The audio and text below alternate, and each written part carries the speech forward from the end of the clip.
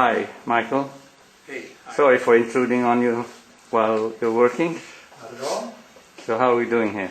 So, well, I am 1 or 2 days away from finishing this painting, and Maria and I are going to India for 2 weeks, so it gives me a break, and when I come back I can look at it fresh, and then take the last 2 days to balance the colors a little bit more.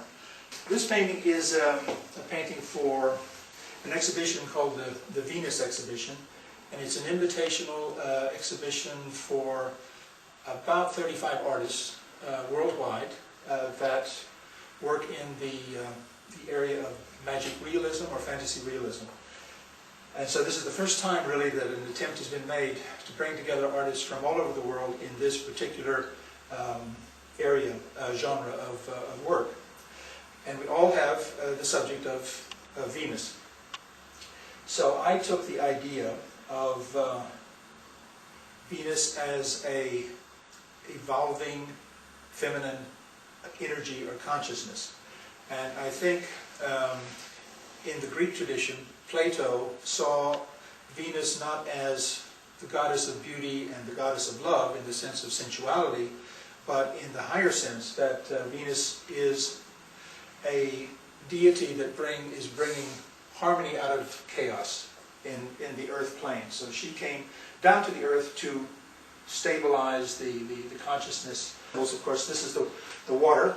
She was born out of the water, and water as chaos, the emotional level, into moving into a higher consciousness.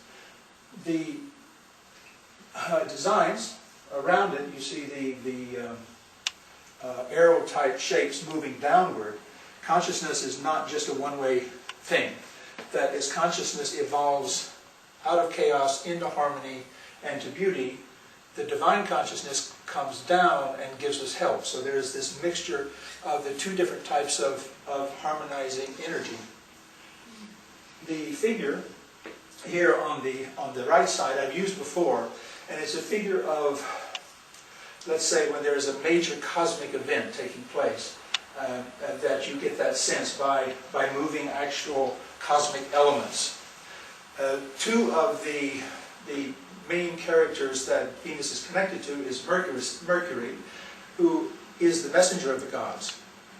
And so he could be interpreted as Mercury, and her other main companion was Eros, and he was responsible for bringing order out of chaos in the universe. But she is feminine, so it's a feminine energy, and this is why it's such a wonderful thing to work with.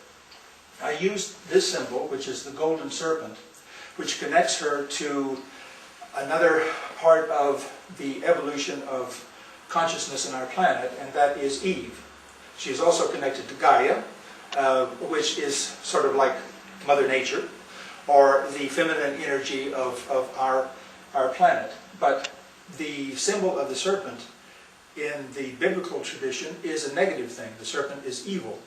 But in most esoteric traditions, the serpent, especially the golden serpent, is a symbol of positive evolving energy.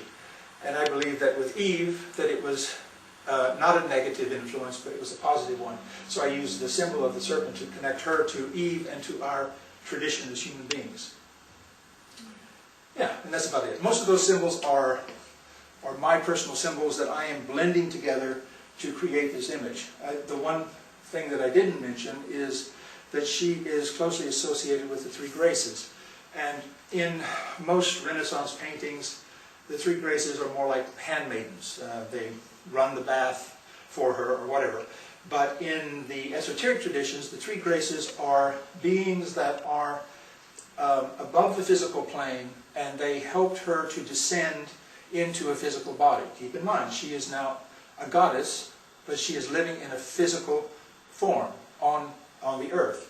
So the three graces were literally the stepping stones that enabled her to get down to the plane level, the physical plane, the material plane, where she could exist here on our planet and help our planet to evolve with feminine energy.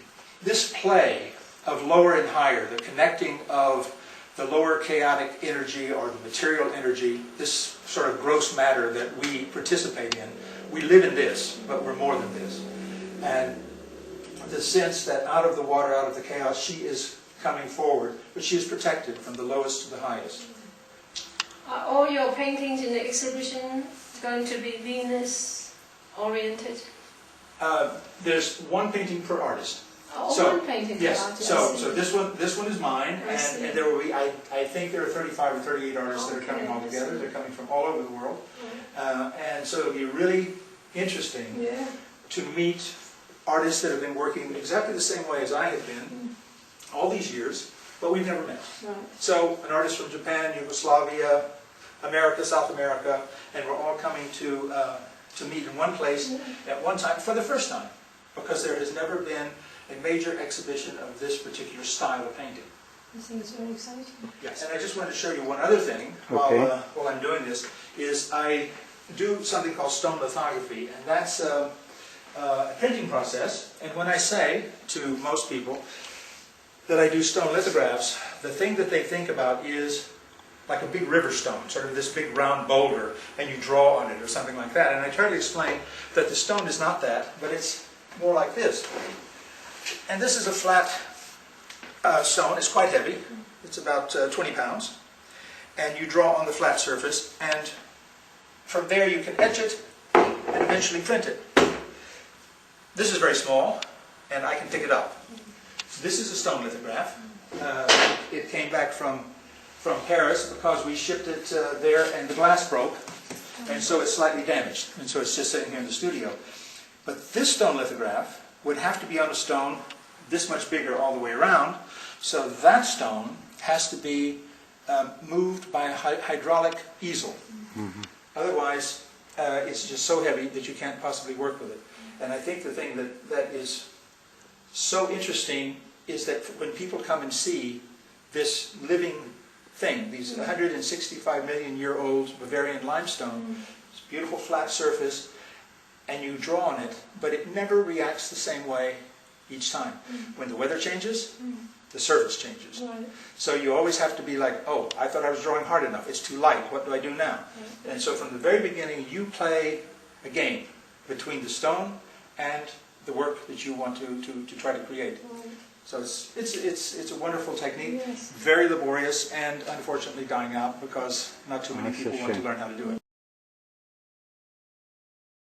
I've talked to many different artists. Some artists have to have a huge space to ramble around in. I find that I work very well because I have to keep myself organized. But the main reason that I'm here is because of this.